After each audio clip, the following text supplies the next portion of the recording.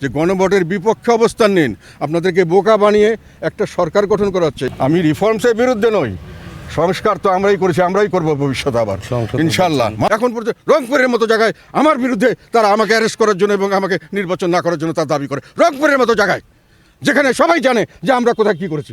একটা কথাও কেউ বলতে পারবে না যে এই আন্দোলনের সময় থেকে শুরু করে একটা দিনও কোনো অন্য কোনো রাজনৈতিক দলের নেতা বলতে পারবে না যতটুকু যারা বলছে তারা কোথায় ছিল আমি সেটা জানতে চাই। এখন নির্বাচন কমিশন বা তারা নিজেরাই কোনো তাদের সামনে দাঁড়িয়ে আমাদের লোককে ধমক দিচ্ছে, আমাদের লোককে পুলিশে রংপুরের মতো জায়গায় দাঁড়িয়ে ধমক দিচ্ছে। কোথায় নির্বাচন কমিশনের কী ক্ষমতা আছে আমরা দেখতে চাই। আর রাস্তা পথে তারা কি করবেন, তাদের তো নিজেদের অভিযোগ রক্ষা করতে পারেন না।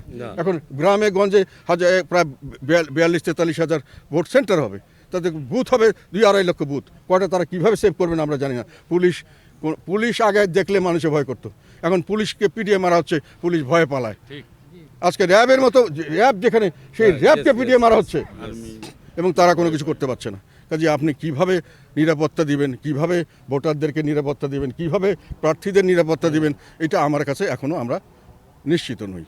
ভবিষ্যতে আমরা দেখব যে গণভোটের বিপক্ষে অবস্থান নিন, আপনাদেরকে বোকা বানিয়ে একটা সরকার গঠন করা হচ্ছে। এবং এই সরকার, আমরা এখনও আবার বলছি, বর্তমান সরকার নিজেই স্বীকার করেছেন যে তারা একটা মেটিকুলাসলি ডিজাইনড একটা আন্দোলন হয়েছে, এটা তারা খুব সুনিপুণভাবে পরিকল্পিত করেছেন।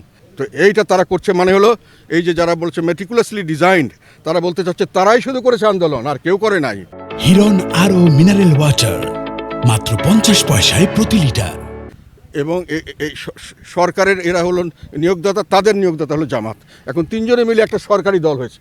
এই সরকারি দল এখন চাচ্ছে যে ইলেকশনের যে রেজাল্ট আমরা কারচুপি করে যাই হোক, আমরা যদি ভালো করতে পারি ভালো করলাম, না করতে পারি কোনো অসুবিধা নাই, আমরা একটা রিভলিউশনারি গভর্নমেন্ট করব, আমরা একটা বিপ্লবী সরকার করব। সেই সরকার আমাদের হবে, সেখানে ইন্টারিম গভর্নমেন্ট থাকবে, তাদের নিয়োগদাতা থাকবে, নিয়োগদাতার যে নিয়োগদাতা এবং গার্জেন তারা থাকবেন। এটা মিলে তারা একটা কনস্পিরেসি, আমি আশঙ্কা করি এক ধরনের এটা একটা ষড়যন্ত্রমূলক ব্যবস্থা। এবং এই জন্যে আমি দেশবাসীকে আহ্বান জানাচ্ছি যে এটাকে বানচাল করুন, নাহলে আমাদের দেশের যে শাসন ব্যবস্থা এটা থাকবে না। সামনের দিকে অনেক বড় বড় রাজনৈতিক দল বুঝতে পারছেন না, কিন্তু এই মাধ্যমে যখন একবার গণভোটে তারা ইয়েস ভোট পাশ করিয়ে নেবে, যে কোনোভাবে হোক, জনগণ ভোট দেখ বা না দেখ, আমি মনে করছি তারা যেভাবে পথে ঘাটে নেমে পড়েছে, যে কোনোভাবে মানুষের থেকে না হলেও তারা যে কোনোভাবে সরকারি কর্মচারীদের মাধ্যমে হলেও তারা এটা পাশ করিয়ে নেওয়ার মাত্রই তারা রিভলিউশনারি গভর্নমেন্ট করবে এবং আর সমস্ত ইলেকশন সব বানচাল হয়ে যাবে। এগুলোর কোনো অর্থ থাকবে না। যারা এমপি হবে, যারা প্রাইম মিনিস্টার হবে, তার পরবর্তীকালে তাদের আজ্ঞাবহ হিসেবে কাজ করতে হবে, বাধ্য হবে। এই কথাটাই আমি বোঝানোর জন্য চেষ্টা করছি। এবং এই জন্য আমি বলেছি আমি রিফর্মসের বিরুদ্ধে নই, সংস্কার তো আমরাই করেছি, আমরাই করবো ভবিষ্যতে আবার ইনশাল্লাহ। মানুষ করবে, কিন্তু মানুষের মতামতের ভিত্তিতে করতে হবে। মানুষ হলো আসল শক্তি, মানুষ হলো আসল মালিক। আপনি তাকে গণভোটে তখন দিবেন, আমাদের সংবিধানে এটা বলা আছে যে আপনি আলাপ আলোচনা হবে, ইয়েস নো একটা কিছু ডিসিশন হবে, তারপরেও এই ডিসিশন জনগণের কাছে যাবে। জনগণ দিনরাত চিন্তা করে বলবে যে আমি এটাকে ইয়েস বলবো না নো বলবো। তখন একদিকে থাকবে যে আপনি 2 কক্ষ বিশিষ্ট চান বা না চান, ইয়েস অর নো।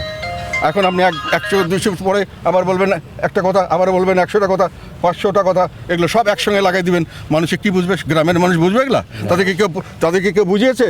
তাদেরকে কেউ জানিয়েছে কোনটা তারা